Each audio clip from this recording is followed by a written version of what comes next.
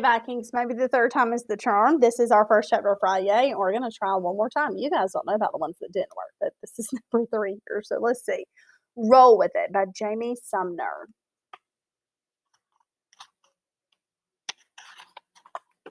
Symmetry.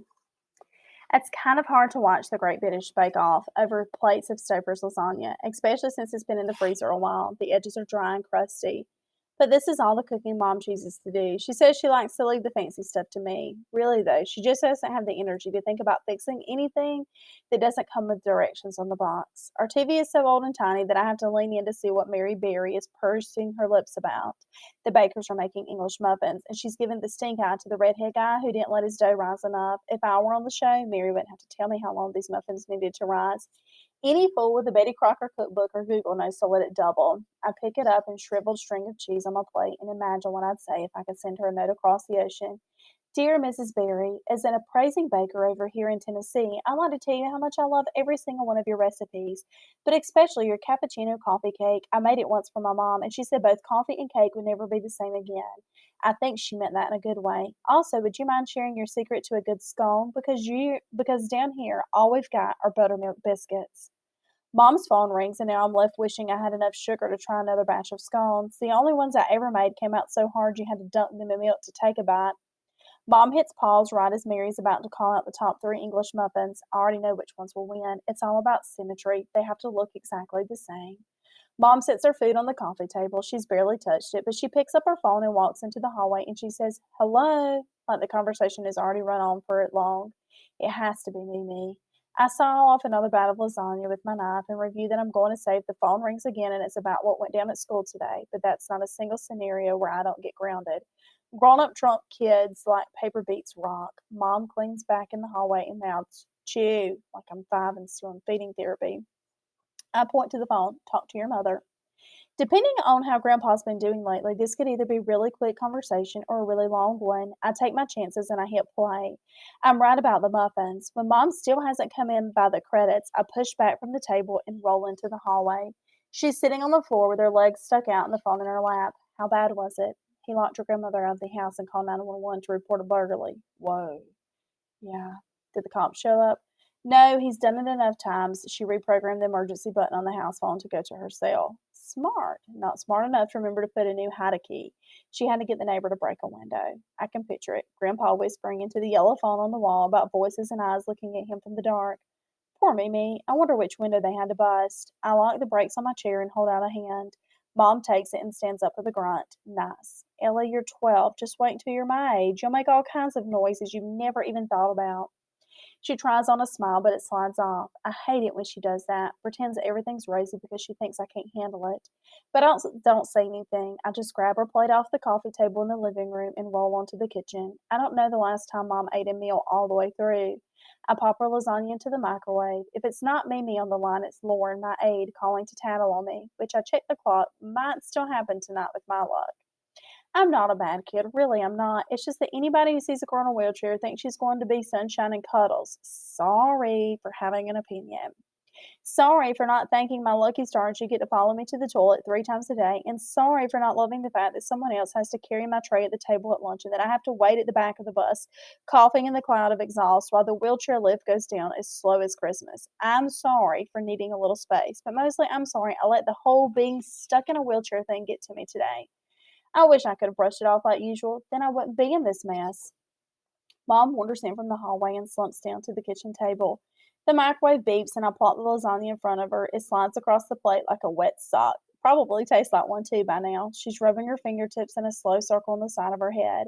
I wish she would stop doing that. It makes me worry she's going to go bald. I push the plate forward with one finger until it's about to topple into her lap and she picks up the fork. Chew, chew, I say, and I roll into my bedroom to finish my algebra. It's almost midnight and I still haven't started my math. I forgot to close the blinds and the streetlight outside is casting an orangery glow across the walls. But I'm too tired to drag myself into my chair and deal with it. The chair is sitting at the right angle of the bed where Mom always puts it in case I need to get up in the night. Right angle, see? I don't even need the math homework. My current skills are greater than or equal to whatever problem set is due tomorrow. I could probably use some solid pluses and minuses to distract me right now. I can't stop thinking about what happened at lunch. It wasn't a big deal until everybody made it a big deal. I mean, I get it. Lauren's whole entire job is to chaperone me from place to place, so when I pull a runner and disappear, it kind of makes her look like she's slacking. But Emma Claire wasn't there today, and she's basically the one friend I have at school. She also says CP, birds of a feather, and all that, which she only has a limp and can still play soccer. I tell her she's got a touch of CP, and I've got the whole bucket full. We're not even close, but at least we sit together. And when she's gone, it's just me and my cone of silence in the middle of the cafeteria. And so there I was, sitting in the end of the row of tables and away from everybody else like a doorstop. And it was loud and not the kind of loud you can tune out. And it was a chilly day, and the whole place smelled like meat chunks. Barf. So I packed up my sandwich and I made way with the cranberry relish and goat cheese, which mom says isn't sandwich because it doesn't have meat and left. I just put it all on my lap, and I rolled out and down the back hallway that leads to the exit doors by the gym.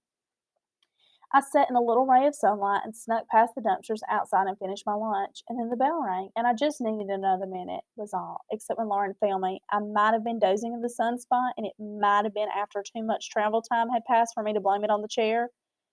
But I really wasn't trying to skip class, really. The thing is, kids skip all the time, and yeah, they get in trouble, but nobody freaks out about it like they do with me because I'm a health risk. And okay, yeah, it's maybe a teensy bit antisocial to go eat in the corner by the dumpsters, but sometimes it's just too much, and I get tired of bearing witness to everybody else's normal. I never get sent to timeout when I was little. I think the teachers couldn't bring themselves to lock me and my wheels in the corner, but I wish I could now. I wish I could just declare a giant timeout from school and take a long nap in the sun.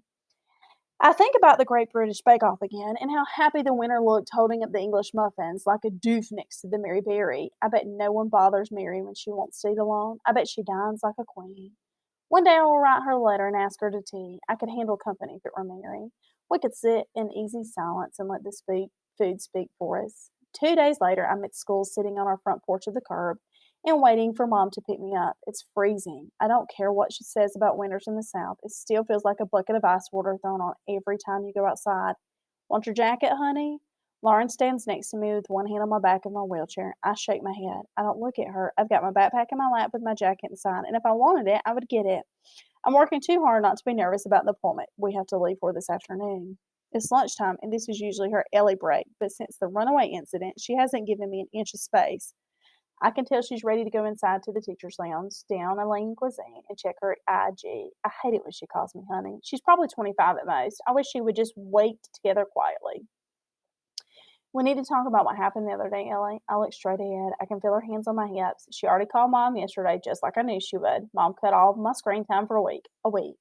I wanted to take it to explain myself, but I couldn't get the words out. And I'd rather lose screen time than tell mom the truth and have her think I'm not coping, is the way she likes to say it. Ellie, honey, you cannot wander off by yourself after lunch without checking in with me. I was going to class. I don't believe science is by the gym last time I checked. She should save the teacher tone for the teachers. I will around to face her in my forehead. Oh, little old miss gets tuned out sometimes. Ellie, enough. You know your educational plan requires that I accompany you from the bus, between classes, and to and from the restroom. So you're saying I'm in trouble for going to my class? That's the thing about needing an extra special plan just to go to school. Sometimes it helps, and sometimes it's a leash that you get tangled in. What do you think is going to happen to Ellie? If you want to see what, come check out Roll With It by Janie Sumner. I hope you enjoyed our first chapter Friday, and I'll see you guys again in 2 weeks for our next installment because we won't have one next week. It's a holiday. See you later.